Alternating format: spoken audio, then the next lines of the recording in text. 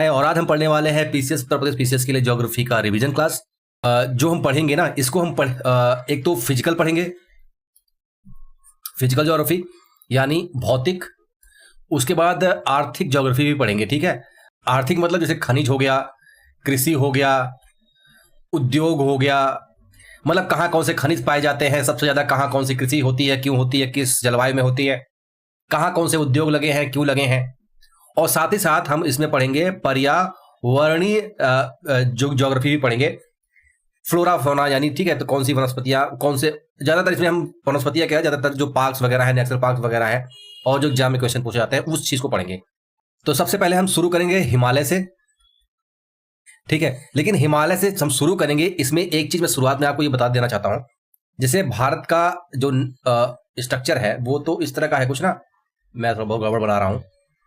जैसे हिमालय तो ये हो गया, ठीक है, ये हिमालय हो गया, लेकिन मैं अभी जो फैलाव बनाऊंगा, जो स्ट्रक्चर बनाऊंगा, जो फैलाव क्या मतलब एक प्रकार ग्राफ है, वो ये वाला फैलाव होगा। ठीक है, ये उत्तर की दिशा से लेके दक्षिण की दिशा वाला ये वाला फैलाव होगा। लेकिन अब 3D इमेज तो है नहीं कि मैं इसको इस तरह से दिखा पाऊंगा, तो इसलिए मैं इसको ऐसे ना दिखा के ऐसे दिखाऊंगा। उसके बाद फिर मैं इस पे अप्लाई कर दूंगा, इससे आप लोग समझ जाओगे। लेकिन मैं जो बताना चाह रहा हूं ना, वो मैं 3D इमेज बना के तो इस पे तो नहीं बना सकता, इसलिए ऐसे बनाऊंगा, आप समझ जाओगे। जैसे ये मैं हिमालय का फैलाव बना रहा हूं, ये है उत्तर दिशा वाला और ये है दक्षिण दिशा वाला।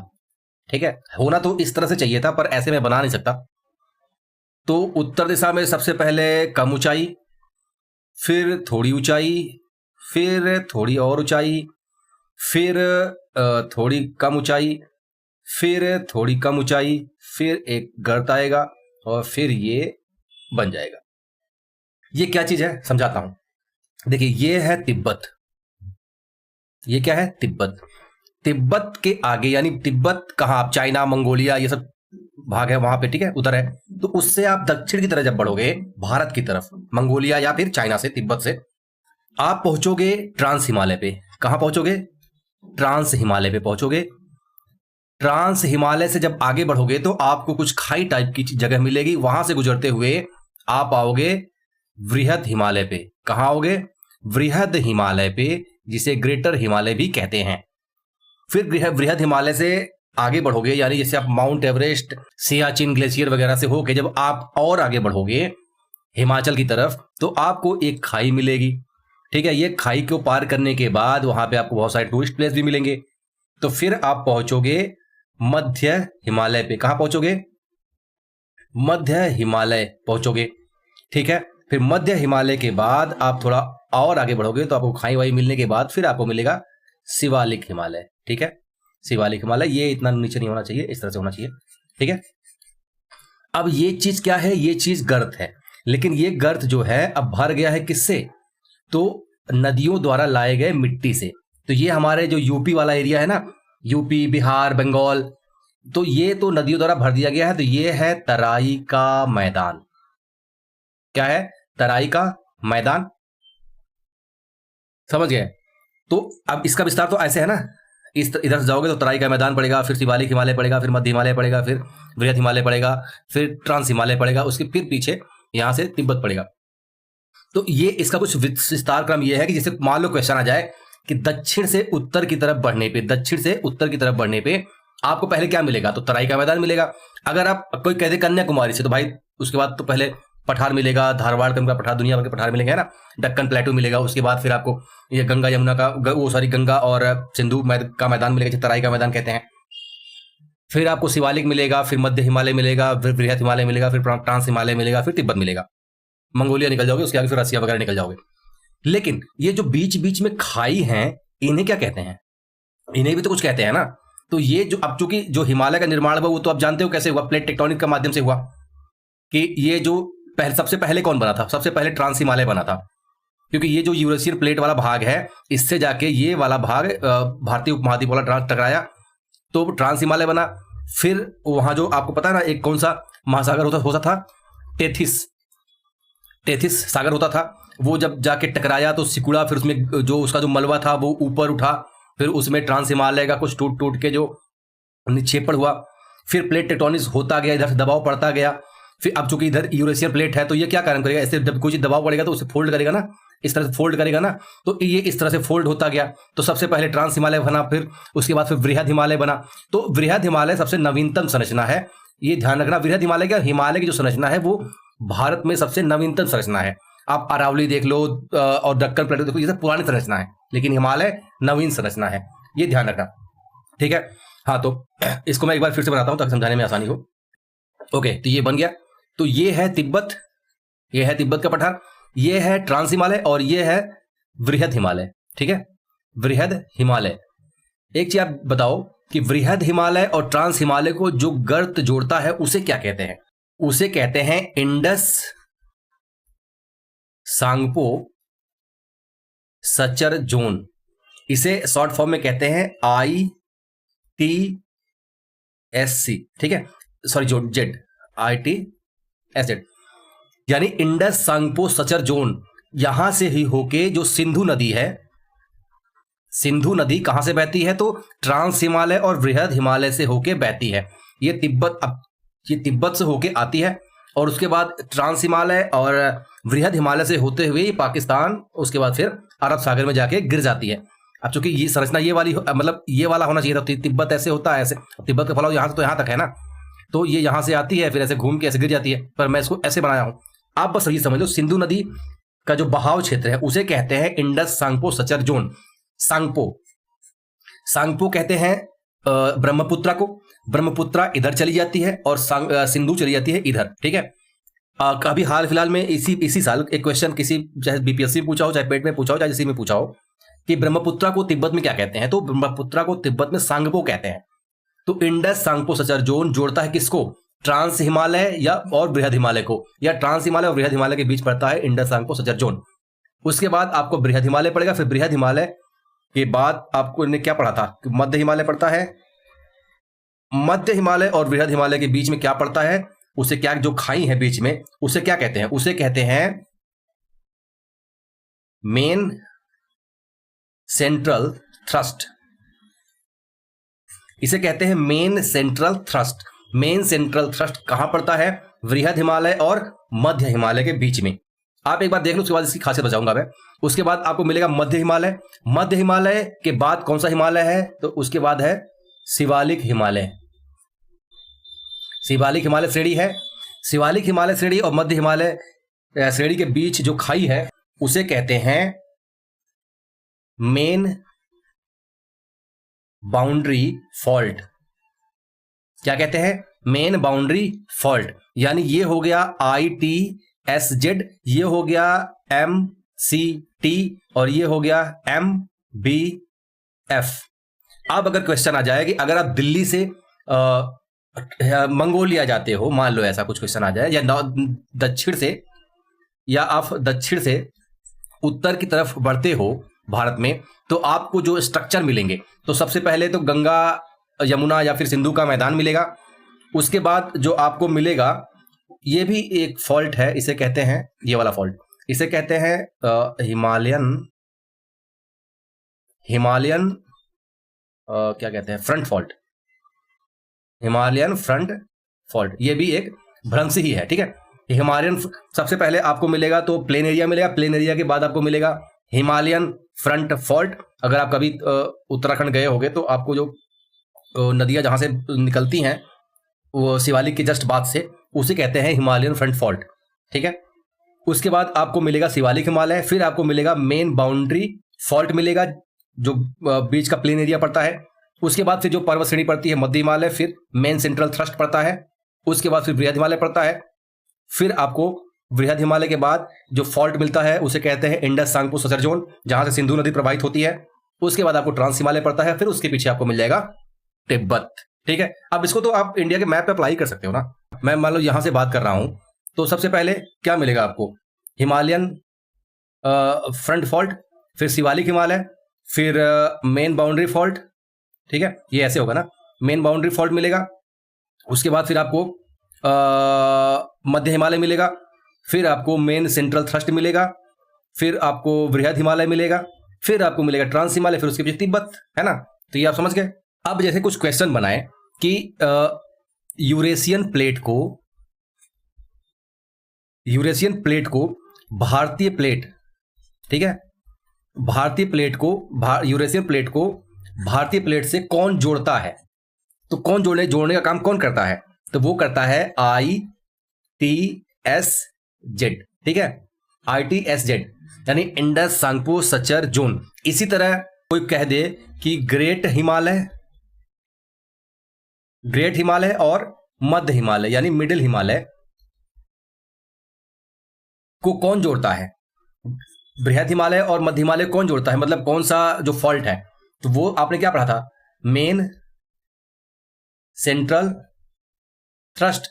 और यहीं पे आप देखोगे जम्मू कश्मीर, मतलब इसी को ही जम्मू कश्मीर में, अब चूंकि ये तो पूरा ऐसे फैला है ना, जहां तक हिमालय इधर कहां तक आ जाता है, नॉर्थ ईस्ट का जो अरुणाचल प्रदेश से लेकर इधर पाकिस्तान वाला एरिया, पर हम जो जम्मू कश्मीर में जो ये मेन सेंटर का थ्रस्ट एरिया है उसे कहते हैं जम्मू कश्मीर की घाटी, ठीक है, जो टूरिस्ट प्लेस है ना। और यहीं से बहती है कौन सी नदी? झेलम नदी, ठीक है। तो झेलम नदी जम्मू कश्मीर की घाटी से बहती है, या यूं कह लीजिए कि मेन सेंट्रल थ्रस्ट से बहती है, ठीक है। और इंडस सांगपो सचर कौन बहती है? वहां से बहती है सिंधु नदी। अभी एक क्वेश्चन पूछा था पिछली बार आरओ के पेपर में कि सतलज नदी किस दर्रे से बहती है, ठीक है। तो इस तरह से जान लो कि जम्मू जो झेलम नदी है वो मेन सेंट्रल थ्रस्ट से बहती है, भारत में प्रवेश करती है। और यहीं पे आपको मिलेगा मेन सेंट्रल थ्रस्ट का जो पार्ट जम्मू कश्मीर घाटी है, यहीं पे आपको मिलेगा वूलर झील, ठीक है। तो कश्मीर की घाटी में ही मिलेगा आपको वूलर झील। और वूलर झील क्या है? तो वूलर झील मीठे पानी की झील है। वूलर झील मीठे पानी की झील है, ये चीज अपने दिमाग में आप बैठा लो। और कश्मीर के घाटी में झेलम नदी, ये मैं कश्मीर घाटी पढ़ रहे हैं ना, कश्मीर की घाटी में झेलम नदी जो आती है उसी के जो हिमानी हैं, हिमानी जलोढ़ मतलब ठंड के मौसम में जो बर्फ के रूप में नदियां बहती हैं, तो उसकी झेलम नदी के हिमानी जलोढ़ से जो वहां पे एक मैदान बनता है उसे क्या कहते हैं?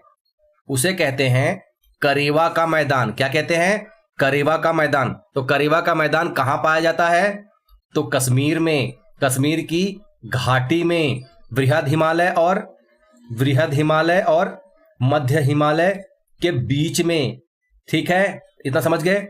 अब करेवा मैदान जो है इतना इंपॉर्टेंट क्यों है? क्योंकि करेवा के मैदान जो है वो केसर की खेती के लिए बहुत ही फेमस है। तो ठीक है, करेवा का मैदान केसर की खेती के लिए बहुत फेमस है। करेवा का मैदान किससे बनता है? तो हिमानी जलोढ़ से। लेकिन जो जम्मू कश्मीर बनता है किस नदी के हिमानी जलोढ़ से बनता है? तो वो झेलम, ठीक है, कश्मीर की घाटी। याद रखना, केसर खेती कहां होती है? कश्मीरी घाटी। कौन से मैदान? करेवा के मैदान, ठीक है। करेवा तो हिमानी जलोढ़ से बना हुआ मैदान को करेवा मैदान कहते हैं। कई सारे क्वेश्चन कवर हो गए। और चूंकि यहां वहां पे केसर की खेती होती है, इसलिए श्रीनगर, कश्मीर का जो श्रीनगर है जम्मू कश्मीर का, वो केसर के व्यापार के लिए फेमस है, ठीक है, केसर के व्यापार के लिए फेमस है। लेकिन अगर पूछे कि सबसे ज्यादा केसर कहां होता है, तो वो होता है क्या कहते हैं उसको, पैम्पोर, ठीक है। तो पैम्पोर केसर के उत्पादन का सबसे बड़ा केंद्र है, ठीक है। हमने क्या देख लिया? बृहद देख लिया, और अब बृहद और मध्य को जोड़ने वाला देख लिया। अब अगर मध्य हिमालय प्लस हमने क्या देखा था? शिवालिक हिमालय के बीच में क्या पाया जाता है? शिवालिक हिमालय के बीच में क्या पाया जाता है? उसे कहते हैं मेन बाउंड्री फॉल्ट, है ना, मेन बाउंड्री फॉल्ट। ये भी उनके बीच में एक गड्ढा टाइप का है, यानी अब गड्ढा छोटा मोटा तो है नहीं, तो बड़ा है, तो इसलिए पर्यटकों के लिए बड़ा ही सुंदर दृश्य बना देता है। तो इसको कहते हैं भारत वाला जो एरिया है वहां पे इसको कहते हैं दून। उत्तराखंड में जो देहरादून है वो पहाड़ों के बीच में बना हुआ है, यानी मध्य हिमालय और शिवालिक हिमालय के बीच में जो जगह है, प्लेन एरिया या घाटी टाइप का, वहां पे जो शहर बसा हुआ है उसे कहते हैं देहरादून। अब उसका नाम देहरा है, इस देहरादून इसलिए पड़ा क्योंकि उसको बीच का जो एरिया है उसे कहते हैं दून। क्या कहते हैं? दून, ठीक है। तो वही है मेन सेंट्रल फॉल्ट, जो इसका फैलाव काफी दूर तक है, पर भारत वाले एरिया को दून कहते हैं। तो दून घाटी कहां पड़ता है? भारत में, मध्य हिमालय और शिवालिक हिमालय के बीच में। ये सब चीजें वहीं पे हैं। जम्मू कश्मीर में उद्यमपुर जो एरिया है वो भी इसी का भाग है।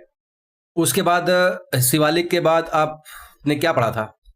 शिवालिक के बाद आपने पढ़ा था हिमालयन फ्रंटल फॉल्ट ना।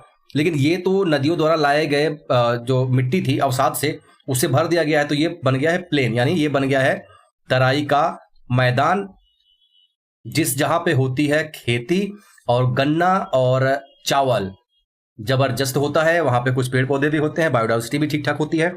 ठीक है, तो ये आपने एक मोटा मोटा ओवरव्यू ले लिया। अब आइए कुछ फैक्चुअल चीजों देखते हैं। जैसे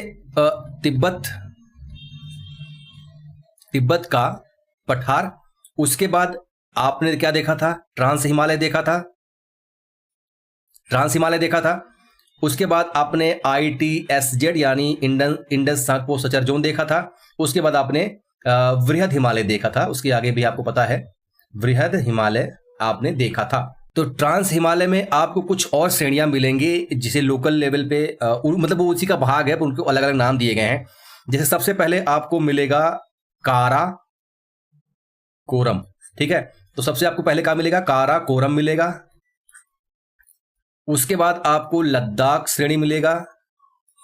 उसके बाद आपको मिलेगा जास्कर श्रेणी। ठीक है, ये तीनों श्रेणियां कहां पाए जाएंगे? वृहद हिमालय में, मध्य हिमालय में, शिवालिक हिमालय में, ट्रांस हिमालय में या तिब्बत में? नहीं, तो काराकोरम, लद्दाख और जास्कर की जो पर्वत श्रेणियां हैं वो ट्रांस हिमालय का भाग हैं। ठीक है, और काराकोरम और लद्दाख के बीच से बहती है एक नदी जिसे कहते हैं श्योक नदी। ठीक है, देखिए अब यहां से अगर जैसे इंडस ट्रांस हिमालय के बाद है कौन सा? इंडस सांगपो सचर जोन, तो यहां से सिंधु नदी आ रही होगी। ठीक है, तो इधर ट्रांस हिमालय है, इसका जो काराकोरम वाला एरिया है, और लद्दाख और जास्कर, इन्हीं के बीच से एक नदी बह के इधर से आती है। ठीक है, ऐसे आएगी और सिंधु में मिल जाती है। तो श्योक नदी सिंधु नदी की सहायक नदी है, और ये इसके दाएं से बहती है कि बाएं से बहती है? तो इधर से आ रही, तो इसका दाया ये वाला होगा। ठीक है, इधर से आ रही होगी, यहां से आके इसमें सिंधु नदी में मिल जाएगी, तो ये दाएं से मिलती है। ठीक है, तो श्योक नदी कहां बहती है? तो ट्रांस हिमालय वाले एरिया में काराकोरम और लद्दाख के श्रेणी के बीच से बहती है और सिंधु नदी में जाके मिल जाती है। और सिंधु नदी कहां से बहती है?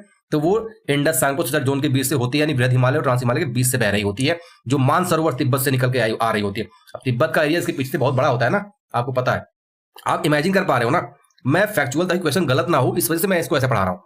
अब मैप में 3D इमेज मेरे लिए इंपॉसिबल है। ठीक है, अब लद्दाख और जास्कर से कौन सी नदी बहती है? तो इसमें बहती है सिंधु ही नदी। ठीक है, कौन सी बहती है? सिंधु नदी। देखिए यहां देखिए, सिंधु नदी तिब्बत से होके बह के आ रही है, तो यहां पे मिल जाता है ट्रांस हिमालय, यहां पे मिल जाता है वृहद हिमालय। तिब्बत पूरा फैला हुआ है ऐसे। ठीक है, ठीक है, तो ये तिब्बत वाला पूरा एरिया है। तो यहां से आ रही है ये है ट्रांस हिमालय, ये है वृहद हिमालय, यहां से बह के आ रही है सिंधु नदी। तो आपको ट्रांस हिमालय वाले एरिया में पड़ेगा सबसे पहले क्या मिला था आपको? काराकोरम, काराकोरम, और फिर मिला था आपको लद्दाख, फिर आपको क्या मिला था? जास्कर, है ना, जास्कर मिला था आपको। एक मिनट साफ लिखता हूं, मैं बहुत गंदा लिखता हूं। फिर आपको मिला था जास्कर, तो यहां से बह के आ रही है श्योक नदी, इसमें मिल जा रही है। और फिर ये है श्योक नदी, उसके बाद यहां से जा रही है सिंधु नदी। ठीक है, पाकिस्तान जा रही है सिंधु नदी। क्लियर? ट्रांस हिमालय वाला एरिया ये है ना पूरा, ये आपका वृहद हिमालय इधर पड़ रहा है, इस तरह से। समझ गए? आगे चलते हैं। तो हमने देख लिया काराकोरम, काराकोरम, और क्या देखा? ट्रांस हिमालय। ठीक है, जास्कर, ये ट्रांस हिमालय की मतलब इसी की ट्रांस हिमालय की श्रेणियां हैं। और इधर देख लिया लद्दाख। ठीक है, जास्कर, लद्दाख, सॉरी काराकोरम, लद्दाख, जास्कर, ट्रांस हिमालय की श्रेणियां हैं। इन दोनों के बीच से बही है श्योक, यहां से बही है सिंधु। ठीक है, काराकोरम श्रेणी की जो सबसे ऊंची चोटी है उसे कहते हैं माउंट केटू। ठीक है, तो माउंट केटू जो है किस श्रेणी पे है? काराकोरम। काराकोरम किसका हिस्सा है? ट्रांस हिमालय। ठीक है, तो ये ध्यान रखना, केटू जो पर्वत श्रेणी है, सॉरी चोटी है वो काराकोरम पर्वत श्रेणी का हिस्सा है। समझ गए? गॉडविन ऑस्टिन उसी को कहते हैं। उसके बाद आपको वहीं पे मिलेगा एक क्या कहते हैं उसको, गासेर ब्रम। आपको वहीं पे मिलेगा आगे जाके सियाचिन ग्लेशियर। ठीक है, आपको वहीं सियाचिन ग्लेशियर मिलेगा। और आपको वहीं पे बियाफो मिलेगा, आपको वहीं पे हिस्पर मिलेगा। ये सब क्या चीजें हैं? हिमानी है भैया, हाँ हिमानी है, ये याद रखना। और यहीं से सियाचिन ग्लेशियर से एक नदी निकलती है, उसे कहते हैं नुब्रा। अभी हम कहाँ हैं? अभी हम ट्रांस हिमालय में हैं, जम्मू कश्मीर में हैं, ये ध्यान रखना। तो नुब्रा जो रिवर है, नुब्रा रिवर, नुब्रा नदी कहाँ बह रही है? ये बह रही है सियाचिन ग्लेशियर में। और बियाफो, हिस्पर, ये सब हिमानी है। सियाचिन ये सब हिमानी है। ये सब कहाँ है? ये सब ग्लेशियर हैं, ये है जम्मू कश्मीर में। नुब्रा नदी जो है वो सियाचिन ग्लेशियर के आसपास बहती है। और नुब्रा नदी घाटी जो है विश्व की, इंपॉर्टेंट है, ध्यान रखना, विश्व की सबसे लंबी हिमनद है। अब वहां चूंकि पानी ज्यादातर जमा हुआ अवस्था में रहती है, तो उस नुब्रा रिवर में पानी कैसे बहेगी? जमे हुई अवस्था में, यानी बर्फ के फॉर्म में बहती रहती है। तो इतनी ऊंचाई पे जो नदी बह रही है हिमनद, वो विश्व की सबसे लंबी हिमनद है। क्वेश्चन आ जाए सब, विश्व की सबसे लंबी हिमनद कौन सी है? तो नुब्रा रिवर या नुब्रा हिमनद रिवर। ठीक है, अब हम ग्रेट हिमालय की कुछ इंपॉर्टेंट चीजें देख लेते हैं। तो ग्रेट हिमालय में एक जो पर्वत चोटियां पड़ती हैं, जो पर्वत श्रेणियां पड़ती हैं, आपको सबसे उत्तर में पड़ेगा नंगा पर्वत। पर्वत क्या, पर्वत कहते हैं, पर्वत नहीं पर्वत, ठीक है, ये इसका नाम है। ग्रेट हिमालय में नंगा पर्वत। उसके बाद आप और आगे आओगे तो आपको मिलेगा केदारनाथ। और आगे आओगे तो आपको मिलेगा फिर बद्रीनाथ। और आगे आपको आओगे तो आपको मिलेगा नंदा देवी। ये सब ग्रेट हिमालय में है, ग्रेट हिमालय का भाग है, यानी वृहत हिमालय का भाग है। कभी पूछ ले कि नंगा पर्वत, केदारनाथ, बद्रीनाथ, नंदा देवी, ये जो पर्वत श्रेणियां हैं, पर्वत चोटियां हैं, ये ट्रांस हिमालय का भाग है कि मध्य शिवालिक हिमालय का भाग है कि मध्य हिमालय का भाग है? जो बहुत, अगर उस तरह चीजें नहीं जानते होंगे तो धार्मिक कहेंगे नहीं, केदारनाथ बद्रीनाथ ये तो शिवालिक हिमालय पे होना चाहिए, क्योंकि शिव भगवान का तीर्थ स्थल है, तो ये यही होना चाहिए। तो ये गलत हो जाएगा। ये है, ये सब स्थान कहाँ पे है? वृहत हिमालय पे है। ठीक है, काफी ऊंचाई पे है, वहां पे बहुत ठंड बर्फ पड़ती है, तो काफी ऊंचाई वाला एरिया है वो। तो इसका जो फैलाव है ऐसा कुछ है। अब इसको मतलब और इसकी जो और यहाँ पे चोटियां हैं उसको देखते हैं। हम देख रहे हैं वृहद हिमालय ना, वृहद हिमालय। तो हमने देखा नंदा देवी, नंदा देवी। उसके बाद ये नंदा देवी कहाँ है? तो ये आपको मिलेगा JNK में, जम्मू एंड कश्मीर में। उसके बाद जब आप आगे बढ़ोगे तो आपको क्या मिलेगा? आपको पहले केदारनाथ मिलेंगे। आपको केदारनाथ नामक स्थान, केदारनाथ, ये चोटियां हैं, ये पर्वत श्रेणियां हैं। ठीक है, उसके फिर बाद आपको मिलेगा बद्रीनाथ। ये इस क्रम में याद करना कि कभी कभी क्वेश्चन में पूछता है। फिर ठीक है, आपको केदारनाथ, फिर उसके बाद आपको नंदा, हाँ नंदा देवी। एक मिनट, सॉरी, ये जो है ना नंदा देवी नहीं है, ये है होना चाहिए, ये नंगा पर्वत है,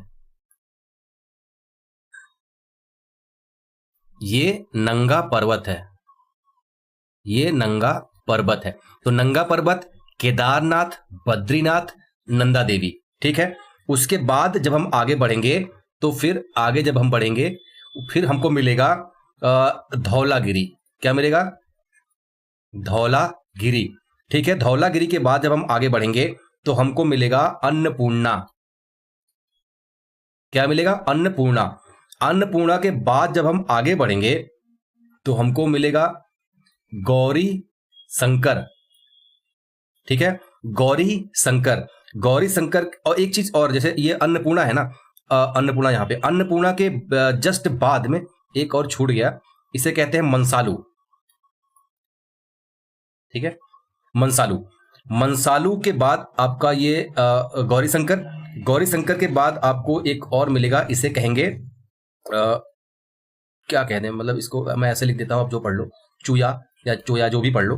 ठीक है, उसके बाद फिर आपको मिलेगा माउंट एवरेस्ट, ठीक है, माउंट एवरेस्ट। माउंट एवरेस्ट के बाद आपको मिलेगा मकालू, ठीक है, मकालू। और मकालू के बाद आपको मिलेगा कंचनजंगा, कंचनजंगा। उसके बाद आप एकदम एकदम चले जाओगे अगर उधर अरुणाचल प्रदेश में, जहां से ये बेंड होता है हिमालय, वहां पे आपको मिलेगा नामचा बरवा, नामचा बरवा। तो नंगा पर्वत से लेके नामचा बरवा तक वृहद हिमालय का फैलाव है। वहां पे आपको कई सारी पर्वत श्रेणियां, पर्वत चोटियां देखने को मिलेंगी। अगर आप इधर पश्चिम है, मैं अब ये वाली फैलाव बात नहीं कर रहा, मैं ये वाला फैलाव की बात कर रहा, ठीक है, ये वाला नहीं, ये वाला फैलाव की बात कर रहा। उत्तर से दक्षिण बात नहीं कर रहा मैं, अब पूर्व से पश्चिम की बात कर रहा। ये पूर्व है और ये पश्चिम है। तो आप चाहे पूर्व से पश्चिम जाओ, चाहे पश्चिम से पूर्व जाओ, अगर आप पश्चिम से पूर्व की ओर आ रहे हो या फिर आप अरुणाचल प्रदेश से जम्मू कश्मीर की ओर आ रहे हो, तो आपको नामचा बर्मा मिलेगा, कंचनजंगा मिलेगा, मकालू मिलेगा, माउंट एवरेस्ट मिलेगा, चोया मिलेगा, गौरीशंकर मिलेगा, अन्नपूर्णा मिलेगा, मनसालू मिलेगा, और क्या कहते हैं, ये वाला मनसालू है, ये वाला अन्नपूर्णा है, धौलागिरी मिलेगा, नंदा देवी, बद्रीनाथ, केदारनाथ। अब देखो नंगा पर्वत कहाँ है? जम्मू कश्मीर में। केदारनाथ, बद्रीनाथ और ये नंदा देवी, ये आपको कहाँ मिलेगा? ये ध्यान रखना, ये चीज तो नंगा पर्वत तो हो गया जम्मू कश्मीर में, उसके बाद केदारनाथ, बद्रीनाथ और नंदा देवी, ये एरिया मिलेगा आपको उत्तर भारत में, उत्तराखंड में, ठीक है, ये आपको उत्तराखंड में मिलेंगे। उसके बाद धौलागिरी से लेके मकालू तक का जो एरिया है, मकालू तक का जो एरिया है, ये आपको नेपाल में मिलेगा, ठीक है। इसके बाद तो अपना भारत है, तराई का एरिया है ना, इधर भारत, उत्तर प्रदेश है अपना, उत्तर प्रदेश, इधर बिहार है। धौलागिरी, अन्नपूर्णा, मनसालू, गौरीशंकर, चोया, माउंट एवरेस्ट, मकालू, ये सब नेपाल में पड़ेंगे, याद रखना। उसके बाद कंचनजंगा पड़ता है, कंचनजंगा पड़ेगा आपका अपने भारत के राज्य सिक्किम में, ठीक है। कंचनजंगा कहां पड़ेगा? कंचनजंगा पड़ेगा सिक्किम में, याद रखना। और नामचा बर्मा भी अपना कहां पड़ेगा? नामचा बर्मा भी अपना पड़ेगा अरुणाचल में, अरुणाचल प्रदेश में पड़ेगा भारत में। तो भारत में नामचा बर्मा है, कंचनजंगा है, बृहद हिमालय का पार्ट, और केदारनाथ, बद्रीनाथ, नंदा देवी, ये सब चीजें जो बृहद हिमालय का पार्ट है। ट्रांस हिमालय हमने पढ़ लिया, समझ गए, बृहद हिमालय पढ़ रहे हैं। तो बृहद हिमालय का जो ये सब चीजें पड़ेंगी, कहां कहां पड़ेंगी वो आपने देख लिया। धौलागिरी भारत में है, नहीं है। मनसालू भारत में है, नहीं है। नेपाल में है। अन्नपूर्णा भारत में है, नहीं है। गौरीशंकर नेपाल, मतलब नेपाल में, भारत में। तो गौरीशंकर है भगवान शिव का, लेकिन नेपाल में जगह है। माउंट एवरेस्ट कहां पड़ेगा? तो ऊंची चोटी है नेपाल में। मकालू नेपाल में। कंचनजंगा कहां पड़ेगा? सिक्किम में। नामचा बर्मा कहां पड़ेगा? भारत में, अरुणाचल, ठीक है। तो ये चीजें आपने देख लिया। नंगा पर्वत, नामचा बर्मा अरुणाचल, नंगा पर्वत जम्मू एंड कश्मीर। उसके बाद जैसे अब हमने ये देखा, तो ऊंचाई के हिसाब से एक बार देख लेते हैं कौन कितना ऊंचा, कौन किससे ऊंचा है। हम उनकी हाइट नहीं नापेंगे कि कितने मीटर कितने किलोमीटर है, पर एक क्रम जरूर बनाएंगे कि कौन सबसे ऊंचा है। तो आपको पता है कि माउंट एवरेस्ट जो है, माउंट एवरेस्ट सबसे ऊंचा है ना। माउंट एवरेस्ट सबसे ऊंचा है, पर उसके बाद दूसरा नंबर पे कौन ऊंचा है? तो उसके बाद आता है कंचनजंगा। कंचनजंगा के बाद कौन आता है? धौलागिरी श्रेणी, ठीक है, धौलागिरी श्रेणी।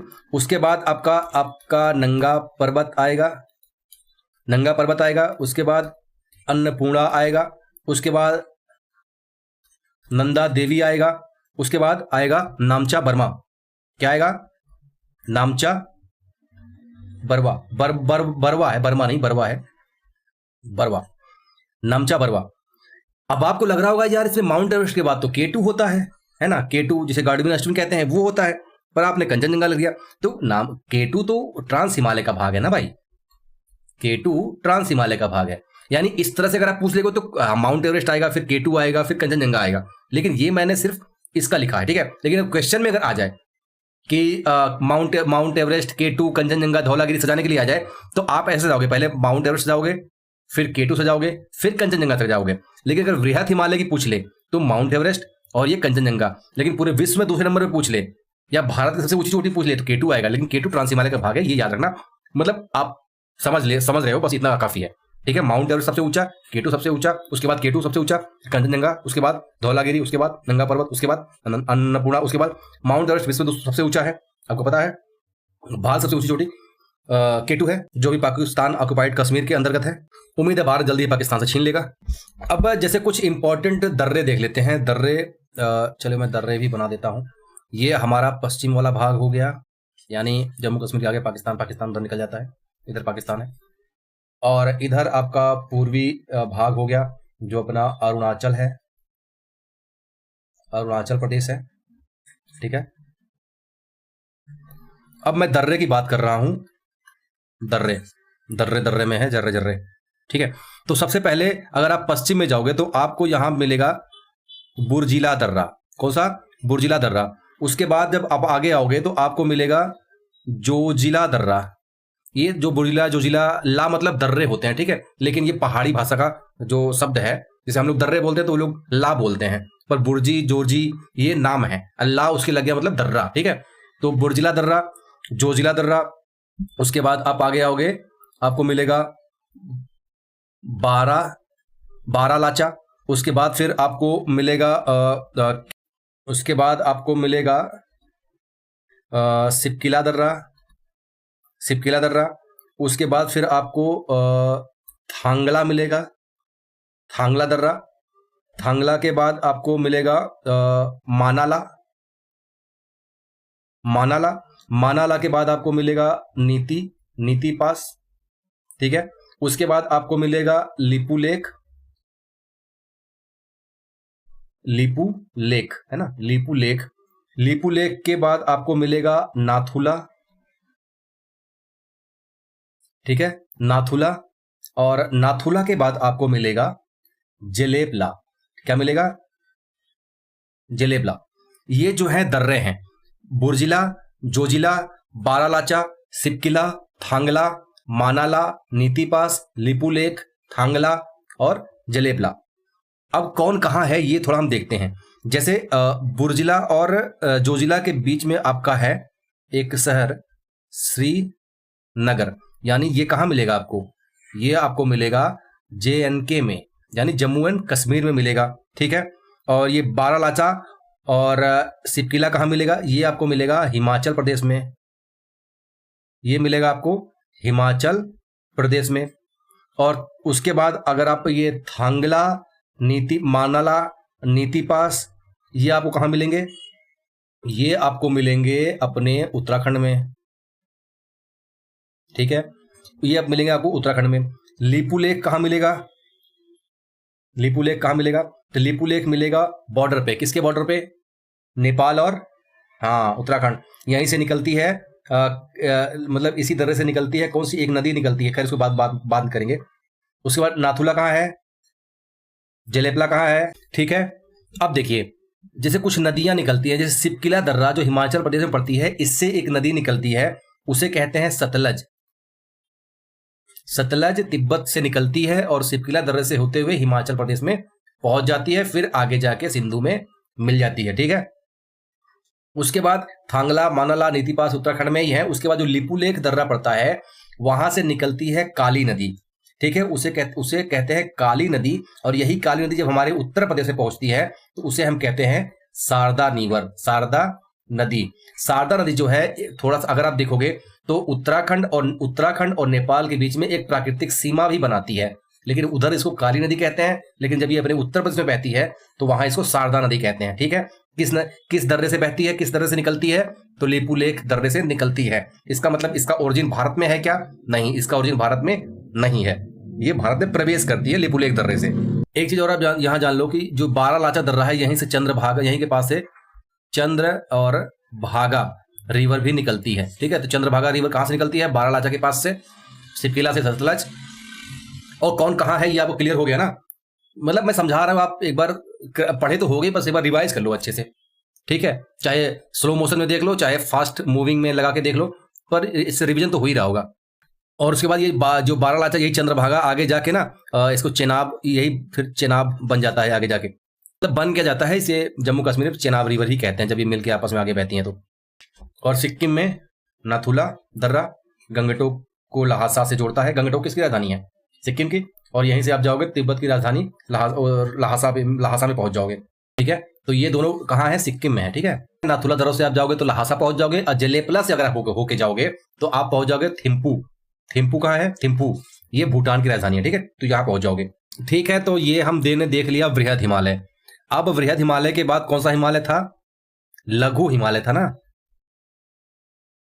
अब हम लघु हिमालय देखने जा रहे हैं। तो लघु हिमालय में आप क्या क्या देखोगे? लघु मतलब जैसे सबसे ऊपर ट्रांस, उसके बाद वृहद, फिर उसके ऊपर उसके बाद लघु हिमालय। ठीक है। अभी हमने देखा था ना कि ट्रांस हिमालय, वृहद हिमालय और अब लघु हिमालय, और उसके बीच बीच क्या कह रहे थे वो भी आपने देखा। इसके बाद शिवालिक हिमालय आएगा, फिर तराई का मैदान आएगा, फिर हमारा उत्तर प्रदेश वगैरह आ जाएगा। तो हम देख रहे हैं अब लघु हिमालय देख रहे हैं। तो लघु हिमालय में क्या क्या है? तो सब अब चूंकि इसका फैलाव इधर से लेकर पूरा यहाँ तक है, जम्मू कश्मीर में क्या है जो भारत वाले एरिया में है। तो लघु हिमालय में जैसे JNK वाले पार्ट में आप जाओगे, JNK वाले पार्ट में, जम्मू एंड कश्मीर में आप देखोगे तो जम्मू एंड कश्मीर में जो आपको मिलेगा वो मिलेगा आपको वहां पे एक मिलेगा पीर पंजाल। ठीक है। तो पीर पंजाल श्रेणी कहाँ है? जम्मू कश्मीर में है, लघु हिमालय में है। काराकोरम, जास्कर, लद्दाख ट्रांस हिमालय में था। समझ गए? ये पीर पंजाल लघु हिमालय में है, मतलब और काफी नीचे है। तो हिमाचल प्रदेश में जो आपको मिलेगा वो आपको मिलेगा धौलाधर। ठीक है। धौलाधर। ठीक है। उसके बाद आप उत्तराखंड में जाओगे, उत्तराखंड में लघु हिमालय वाले पार्ट में, तो आपको मिलेगा यहां पे नाग टिब्बा पर्वत श्रेणी। ठीक है। नाग टिब्बा। लेकिन अगर आपने अब एक चीज याद करो कि जैसे अब जब वृहद हिमालय पढ़ रहे थे तो वृहद हिमालय का जो पार्ट आपको JNK में दिखा था उसे आपने नंगा पर्वत कहा, जो उत्तराखंड में दिखा आपने केदारनाथ, बद्रीनाथ, नंदा देवी कहा। उसके बाद नेपाल वाला हिस्सा पड़ गया। फिर सिक्किम में जो पढ़ा आपने उसे सिक्किम कहा। अरुणाचल प्रदेश जो कहा आपने नामचा पर्वत में पढ़ा, मतलब कहा। तो इस तरह से याद रखना, कभी आ जाए नंगा पर्वत कहाँ है, ये कहाँ है, वो कहाँ है, तो ठीक है। राज्य आपने बता दिया, किस हिमालय श्रेणी का भाग है वो भी आप याद रखना। तो अभी हम लघु हिमालय का पढ़ रहे थे ना, तो लघु हिमालय का पार्ट जो उत्तराखंड में उसे हम नाग टिब्बा श्रेणी कहते हैं, हिमाचल में जो पड़ता है उसे हम धौलाधर कहते हैं, और जम्मू एंड कश्मीर में जो कहते हैं उसे हम पीर पंजाल कहते हैं। अच्छा, ये अगर आप इस तरह से पढ़ रहे हो, कभी ये उत्तर से दक्षिण रेंज आ जाए तब भी आप लगा सकते हो ना कि पहले अगर आप इधर पीर पंजाल, जास्कर, लद्दाख और काराकोरम इसको उत्तर से दक्षिण सजाना हो, तो आपको पता है कि अब वो ट्रांस हिमालय पढ़ा सबसे ऊपर था, सबसे उत्तर में था। अब आप पीर पंजाल पढ़ रहे हो जो लघु हिमालय सबसे नीचे है, तो सजा लोगे ना इस तरह से। और इस तरह से हिमालय वाला, ये हिमाचल प्रदेश वाला एरिया भी और उत्तराखंड वाला एरिया भी आप वीडियो पीछे करके देख लेने का एक बार, और या किताब में देख लेना। आप थीम तो समझ ही रहे हो जो मैं बताना चाह रहा हूँ, किस तरह से रिवाइज करना है, मतलब ज्यादा चीजों को किस तरह से दिमाग में बैठा के रखना है। उसके बाद हिमालय का जो भाग आप थोड़ा सा नेपाल में देखोगे लघु हिमालय का, उसमें वहां पे कहते हैं महाभारत श्रेणी। ठीक है।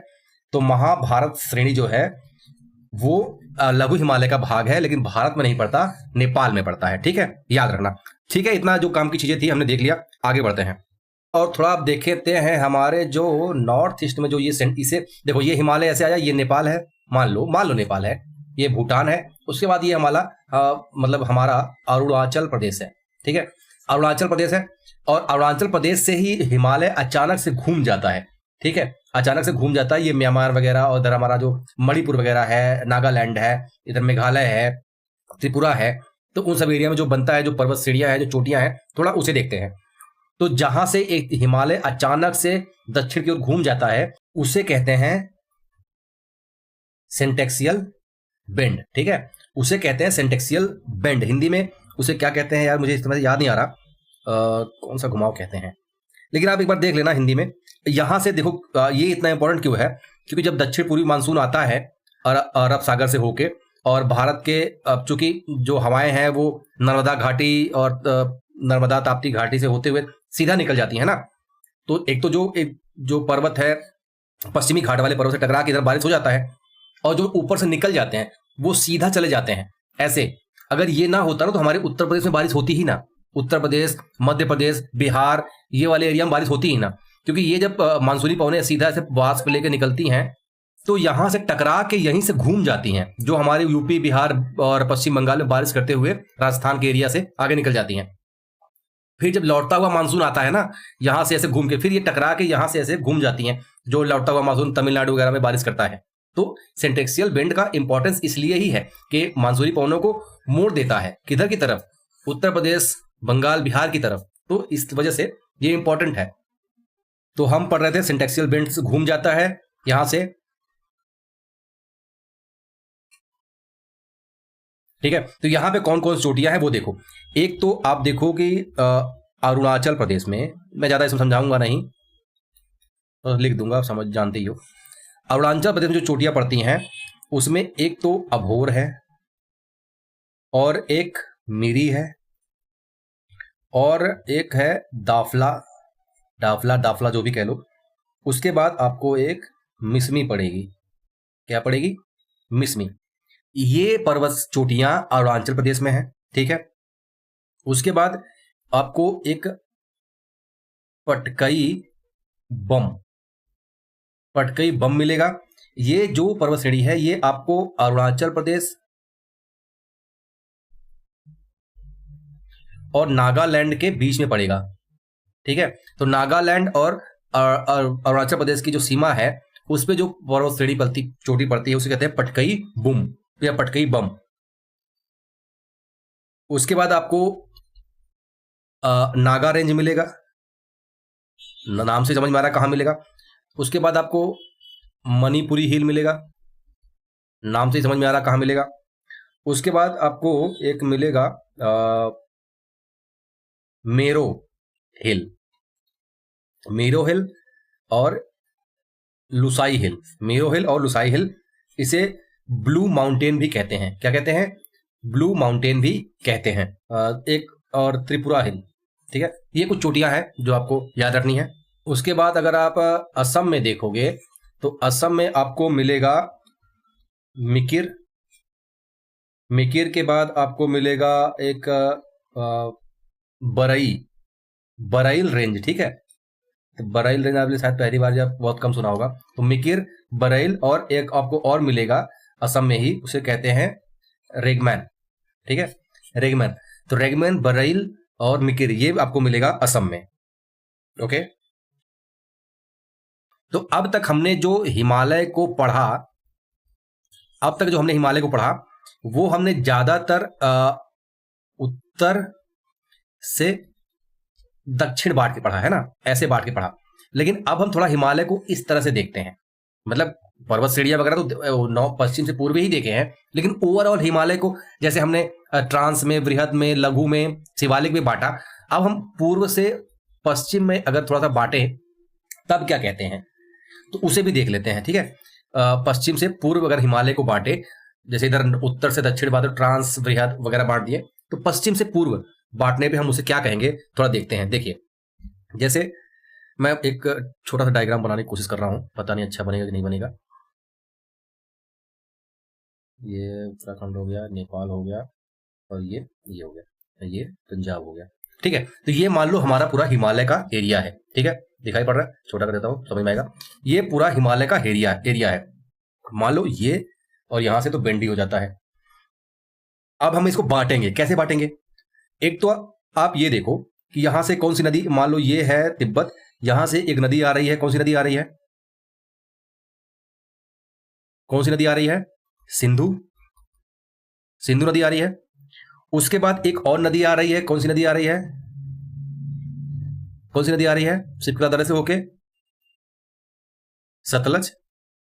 ये हो गया सिंधु और ये हो गई सतलज, ठीक है। तो सिंधु सतलज नदी होके आ रही है।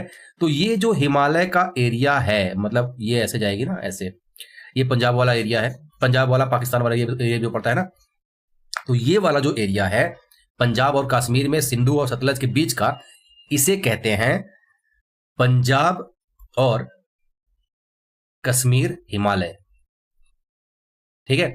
तो सिंधु और सतलज के बीच जो हिमालय का रेंज पड़ता है, मतलब उसका भाग जो पड़ता है, उसे कहते हैं पंजाब और कश्मीर हिमालय, ठीक है। इसकी चौड़ाई थोड़ा सा ज्यादा है, किसकी अपेक्षा? कश्मीर हिमालय की अपेक्षा, मतलब सॉरी कश्मीर नहीं, उसके बाद जो पड़ेगा आपको, जैसे ये वाला जो एरिया हो गया, इसे तो पंजाब और कश्मीर हिमालय कह दिए, और ये वाला जो एरिया हो गया, ये वाला हिमाचल, कश्मीर और हिमाचल वाला, तो इसे कहते हैं कश्मीर हिमाचल, ठीक है, हिमालय।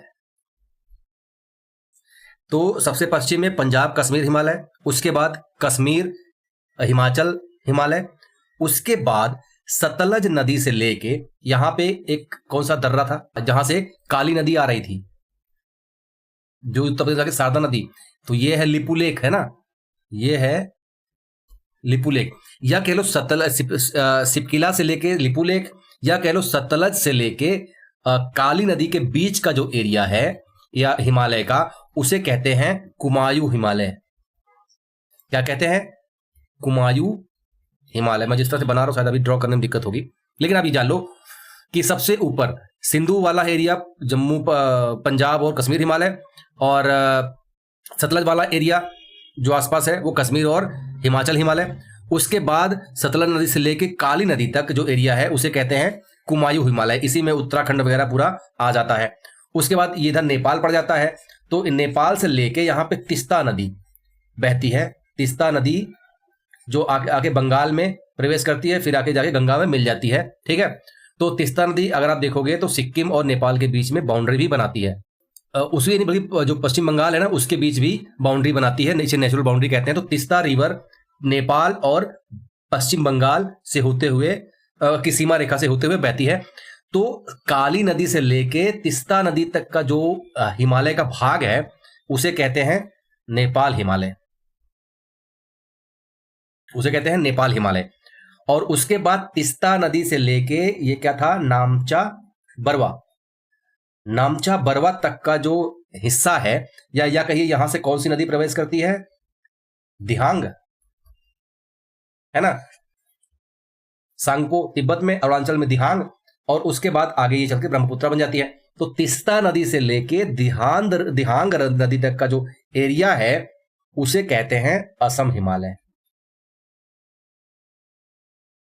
ठीक है, तो हमने हिमालय को नॉर्थ टू साउथ भी बांट के देख लिया क्या कहते हैं, और हमने हिमालय को वेस्ट टू ईस्ट भी देख लिया।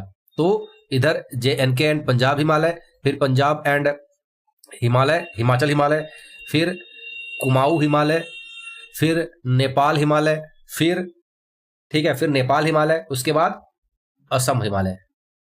और हमने इधर देख लिया ट्रांस, ग्रेट, मिडल और शिवालिक हिमालय। ठीक है, तो एक मोटा मोटा चीजें हमने देख लिए हैं, लेकिन अगर थोड़ा सा जैसे अब चौड़ाई की बात कर लें, जैसे कि सबसे ज्यादा चौड़ा कौन सा है, तो चौड़ाई के हिसाब से सबसे ज्यादा चौड़ा है नेपाल हिमालय। उसके बाद है आपका पंजाब और कश्मीर हिमालय। उसके बाद आपका असम हिमालय मिल जाएगा सबसे चौड़ा। उसके बाद आपको मिलेगा कुमायूं, मतलब ये वाला एरिया कौन सा, अरे यार ये उत्तराखंड वाला। ठीक है, तो ये चीजें हैं। तो नेपाल हिमालय में आपको कंचनजंगा, माउंट एवरेस्ट वगैरह मिल जाएंगे। और सबसे ज्यादा अगर आप इसकी खासियत की बात करोगे असम हिमालय, तो यहाँ सबसे ज्यादा बायोडाइवर्सिटी होती है, सबसे ज्यादा वर्षा होती है। और कुमायूं हिमालय में सबसे ज्यादा अर्थक्वेक, भूकंप वगैरह आते हैं। अगर आपको ये पसंद आए ना तो आप लाइक सब्सक्राइब जरूर करते रहना। और अगर आप कहोगे तो मैं ऐसे ही रिवीजन सीरीज, मोटा मोटा एक फ्लो में रिवीजन सीरीज, पूरी ज्योग्राफी मतलब मैपिंग के हिसाब से, इसी तरह से इंडिया के पूरा कॉन्टेक्स्ट में और वर्ल्ड का पूरा मतलब पूरे वर्ल्ड मैपिंग को भी मैं एक फ्लो में बना दूंगा, जो आप पढ़े हो पर आपका एक क्रम में बैठ जाएगा सब। ठीक है, पसंद आए तो जरूर बताना।